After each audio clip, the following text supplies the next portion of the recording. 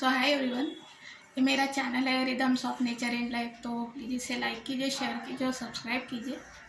और रही दूसरी बात, मेरा ये चैनल सोशल है, तो किसी को मैंने सब्सक्राइब किया है तो उनका कुछ गेमिंग वगैरह का रहता है, तो उन्होंने अनसब्सक्राइब जो भी है वो उन्होंने कर दिया। इट्स ओके, ये उनकी प्रॉब्लम है। मैं पहले ही बता देती हूँ किसी को कि मेरा चैनल इस तरह का, अगर आपको पसंद हो तो ठीक है, इट्स ओके, उससे मुझे कोई प्रॉब्लम नहीं है।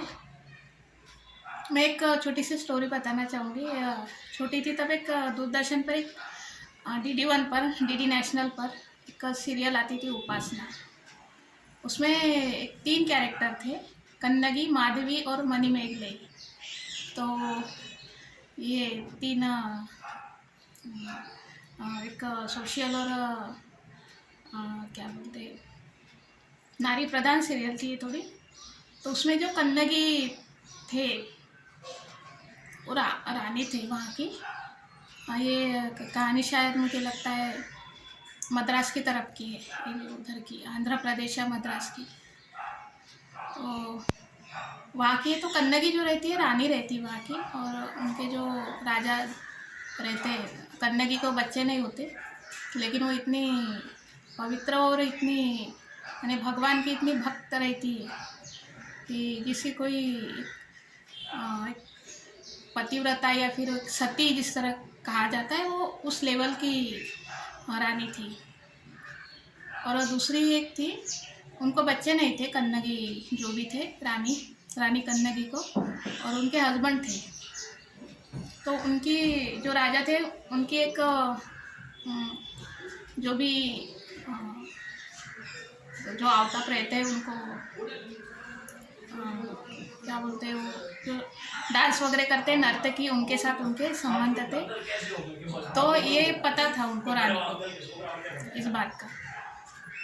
लेकिन वो राजा राजमहल में नहीं रहते थे, उन्हीं नर्तकालय जो भी रहता है वहाँ पर रहते थे। तो उनको उस नर्तकी से एक बेटी हुई जिसका नाम था मणिमेगले।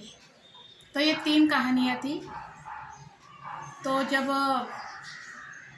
राजा अपनी सारी दौलत उस नर्तकी पर लुटा देता है पूरी तरह से, और कंगाल हो जाता है, उसके देश पर दूसरे लोग यानी आक्रमण करते हैं, उसको फिर भी होश नहीं रहता।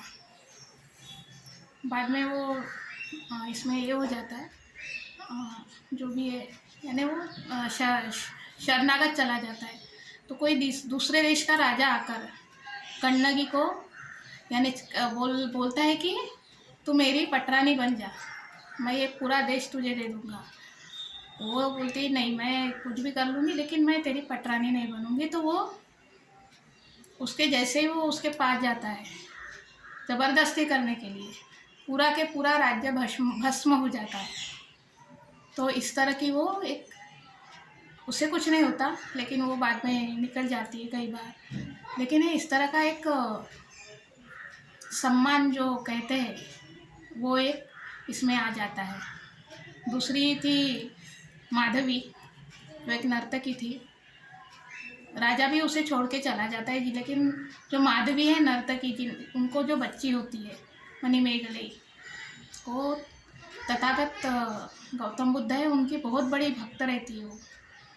तो वहाँ वो जब जैसे वो, मुझे लगता है माधवी, मुझे बीच का थोड़ा याद नहीं है, माधवी जो है शायद बौद्ध धर्म स्वीकार कर लेती है, और वहाँ वो उनकी पूजा वगैरह करती है, क्योंकि राजा भी छोड़ के चले जाते हैं, राजा रानी की तरफ आ जाते हैं, फिर वो दोनों कहीं निकल जाते हैं। ये स्टोरी पता है, शायद पता होगी, मैंने जो किसी ने देखी होगी। मैं इसकी किताब में कितना ढूंढ रही हूँ लेकिन मुझे नहीं मिल रही है। तीसरी एक जो मणिमेगले थे, वो बचपन से ही गौतम बुद्ध की उपासिका थी। तो जैसे जैसे बड़ी होती गई, उनका जो ज्ञान है जो भी है वो बढ़ता गया, और वो इतना पावरफुल था कि वो आकाश में भी विचरण यानी कर सकते थे, आकाश में आना जाना। और भगवान बुद्ध की इतनी उपासिका थी कि स्वयं भगवान बुद्ध ने उनको यानी एक ये दिया था, जो पॉट बोले या फिर टोप बोले जो भी है, तो उसमें से वो खाना ख़त्म ही नहीं होता था, कितने ही लोगों को बांटे, वो बढ़ता ही जाता था, बट यानी जितना बांटे उतना बढ़ता ही जाता था, यानी इतना पावर था उस एक जो पॉट जो भी था उसमें। तो इस तरह श्रद्धा होती है ये किसी भी चीज़ की। अगर आप एक अन्न का महत्व बोल लीजिए, एक नारी का सम्मान बोल लीजिए, और इस तरह नहीं कि कोई नीचे स्तर का है तो वो उसी तक रहेगा, हो सकता है वो बहुत आगे बढ़ जाए।